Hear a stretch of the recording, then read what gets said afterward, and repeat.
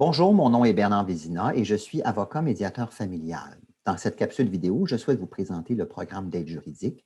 Donc, suite à des séances de médiation, on a peut-être déterminé ensemble que vous devez aller à la cour pour obtenir un jugement, par exemple un jugement de divorce ou un jugement de garde des pensions alimentaires pour des anciens conjoints de fait.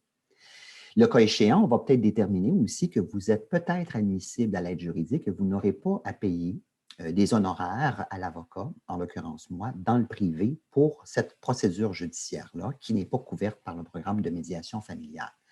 Alors, je vais tout de suite partager mon écran avec vous. Je vais vous montrer les informations sur l'aide juridique. Donc voilà, je vais sur le site Internet de la Commission des services juridiques, communément appelée l'aide juridique, donc l'adresse csj.qc.ca. Donc, ce service-là est offert aux gens qui ont des revenus plus faibles. Alors, par exemple, on va regarder ici le barème d'aide juridique. Supposons que vous êtes une famille monoparentale formée d'un adulte et d'un enfant. Eh bien, en 2021, lors de tourner cette capsule, si vous faisiez moins de 30 062 $ par année, vous étiez éligible à l'aide juridique totalement gratuitement. Donc, vous n'avez pas à payer suite à la médiation pour obtenir ces services-là. Si vous êtes une famille formée de conjoints avec un enfant, il faut qu'à deux, vous fassiez moins de 38 259 pour être éligible, etc., etc.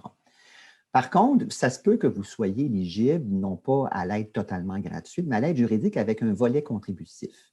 Alors, ce que ça fait ici, quand vous allez dans le volet contributif, c'est que là, vous devez choisir évidemment le profil de votre famille. Donc, si je reviens par exemple à une famille qui est formée d'un adulte et d'un enfant, bien là, les revenus vont être plus élevés, mais vous allez devoir payer. Donc, le seuil, supposons que vous n'étiez pas éligible à l'aide juridique totalement gratuitement parce que vous faites 35 000 $ par année seul.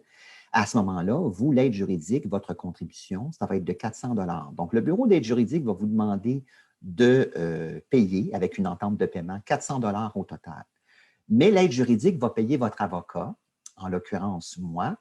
Peu importe que l'avocat charge 400, qu'il charge 2 000 ou 5 000 $ pour les services qu'il vous rend, c'est l'aide juridique qui va le payer. Vous, c'est gelé à 400 $ pour tous les frais de cour, les frais de huissier, les frais les frais honoraires d'avocat, etc., etc. Donc, vous, c'est gelé à 400 $, c'est votre contribution.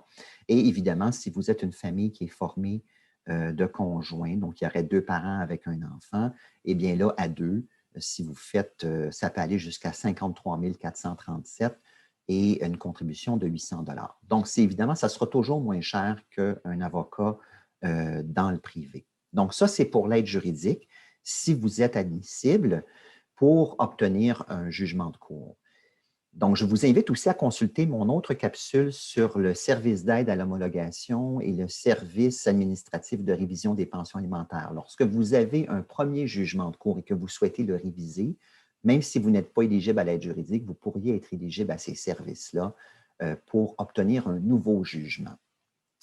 Donc, j'espère que cette capsule vous sera utile. N'hésitez pas à communiquer avec moi si vous avez d'autres questions et je vous souhaite une bonne journée.